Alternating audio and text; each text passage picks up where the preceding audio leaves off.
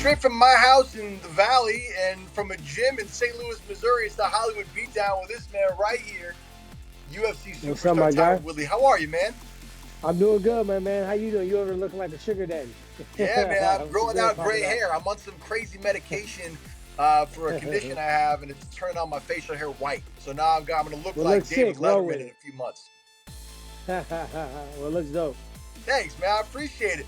But enough about me. Let's get right into Fired Up today. Tyron, you were supposed to fight in April. Fight got scrapped. Yep. There's rumors that there could be a fight in May. Dana White says he wants to get a fight going May 9th. What's going on, man? Are we going to see you fight in May? Is this going to happen? I want to fight sooner than later. I want one because I think it's a chance that a fight can go down May 9th. And then they may have in their mind, okay, May 9th we're going to do a card. May 16th we're going to do a card and just kind of keep doing card every weekend. At any point, the government can come down to SmackDown and say, no, stop, ESPN, Disney, whoever.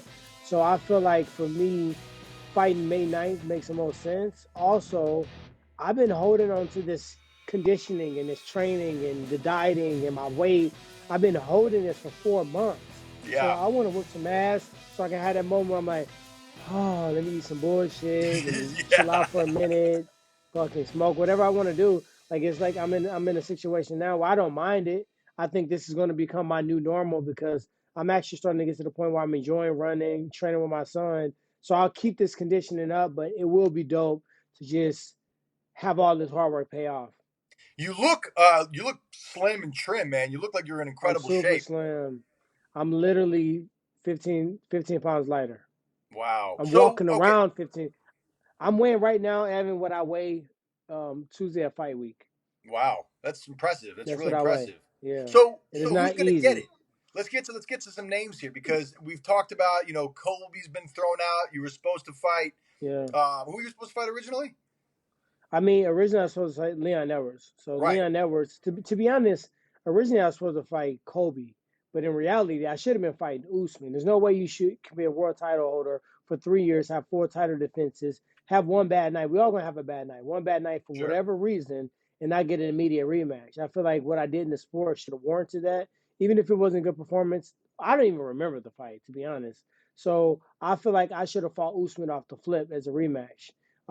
Then after that, I was supposed to fight Kobe. Well, if you think about it, Usman was never in position to fight me. It was always supposed to be Kobe. Kobe had the interim belt, remember, for RDA in Right. June of, I think it was like 2018, whatever. And then he didn't want to fight, so then Till got the ass whooping. Till wasn't in position either.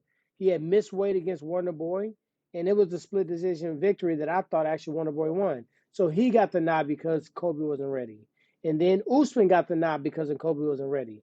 And then Leon Edwards got booked because Kobe wasn't ready. The classic theme and the common denominator is Kobe is never going to be ready.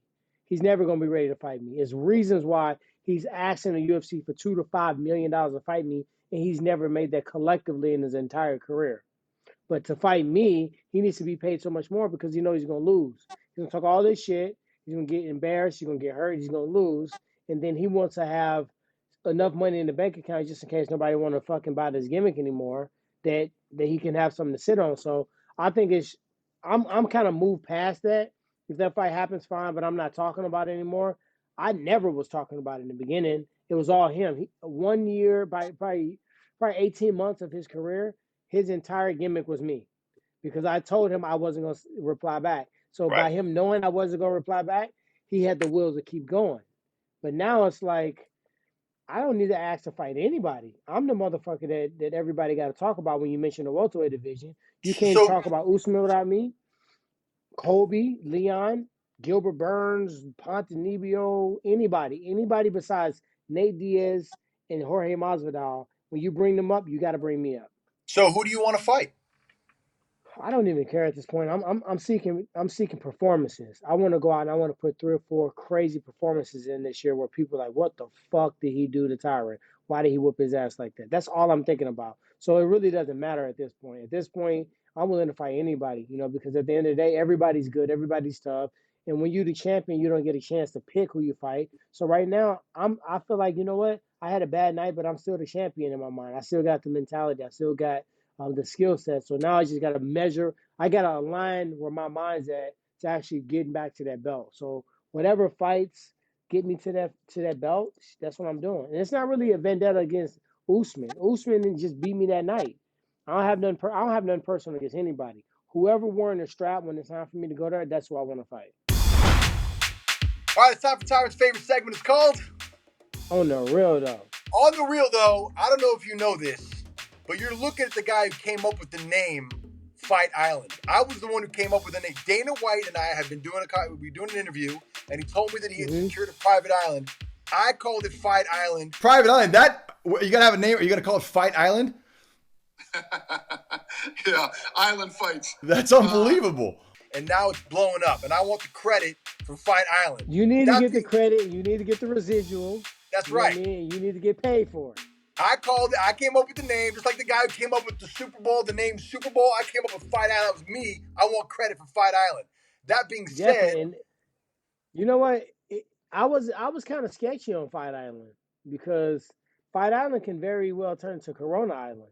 Like how the fuck do you if you flying in on private jets, how do you just jump in and off the island? You know what I mean? It only takes one person to be infected to completely contaminate the entire Fight Island. So I think this was set up for some of the international fighters to fight each other. Right. I was kind of sketchy on it, to be honest. You know what I mean? You jump on a private plane itself is a risk, and then drive on a plane with a whole bunch of people that I don't even fucking like, these other welterweights, and then go over there and fight somebody. It's kind of weird. But if you named it, you know what I mean? I'm gonna have to just do one for the cause. Yeah, man. Look, Dana insists that everybody will be tested repeatedly before they can even get onto the island. So he was saying they will be tested with Corona, COVID-19 exams, or they're going to be tested for temperature, vitals, and things like that, because some people are non-symptomatic. Sure. Well, he's working with the president. Tests aren't that readily available. Tests aren't that readily available where people can just say, "Hey, here, let me stick this shit in your nostril." All right, he good. Well, look, I will say this though. Dana is part of President Trump's council on how to get sports going back again in the United States. And he is, Trump has said that it's a priority to get sports going again, and that I guess the insinuation is that if it takes tests for players, that for athletes, competitors in football and baseball and other stuff like that, that they will make an effort to get the organizations the tests they need so they can get the organizations going again. If the tests were available for UFC fighters, would you feel safe competing on Fight Island? Yeah, I would. Yeah, if they testing us, yeah, I'm with it. I mean, I think May 9th, they're supposed to be tests. Yeah. Have you been contacted about that yet? Yeah, I talked to my manager. Yesterday, and then we were pushing to get on that card. So I should hear back. It's a lot of power on that card already, though, to be honest. Yeah. So I mean, I don't know if they're trying to divvy out the star power. I think, in my opinion, and I'm not a promoter, and I'm not the UFC, and I can't tell them how to run their business, but I would bust motherfuckers upside the head with the biggest, craziest card ever, because everybody's sitting around. And then, like, it may be something where, some people may fight fucking a couple times a month because they may not get injured. They maybe just want to get out there, and it's going to be good for the organization. We only have so many stars. I think this is an opportunity for stars to be more active, and also an opportunity for emerging stars to just bust out. Like a motherfucker that just don't give a fuck. Like I had a daydream today when I was running that I fought May 9th, and I said, fuck it, what's a 7-day suspension? I can fight again May 16th. And then I fought 3 fights back to back to back, and I had my belt back. And if I do that shit, I'm the GOAT. So, at the end of the day, I'm down for it just because I'm already training. I'm already mentally ready to fight. And I don't want to stop this, go back to normalcy, and then reboot a whole entirely, new camp. So, yeah, I'm with it. All right, it's time for the time of the show where Tyron gets to punch someone in the face and pat somebody else in the back. So, Tyron, there's been a lot of stuff going on in the world over the past couple of weeks and past couple of months. Who have you been impressed with the way that they've kind of handled stuff like this? Who gets the pat, and who do you want to punch in the face? I mean, since it's been so long, I'm going to go a little bit more into depth on this one today. Okay. I want to punch the people in the face that convicted my man, Joe Exotic, of attempting to set up this murder. I don't think they went into it the whole way. I think, Lowe and all these other guys, I think they literally set him up. Even Yeah. if he talked about it, talking about it, setting it up is one other thing. I know you guys has a piece on there, TMZ investigating Yeah. Tiger King, but like I forget that this is actually a real. Like we got a lot of footage, and I don't know why he had the camera on him that many times all year for like a million years. But it looks like a show that was made up. It don't feel like reality. People cannot stand Carol Baskin. But in real life, she's a real woman. She's not Yeah. acting in a character. That's her. So I Right. think the investigation has been opened back up. I think she did feed her damn husband to the damn tigers, to be honest. Cause she too cool. She too laid back for somebody that husband been missing. She quickly bounced on to somebody else right quick. You know what I mean? And so yeah, I want to slap the people that put him away for all those years. I And then mean, who if he gets? did it, then of course.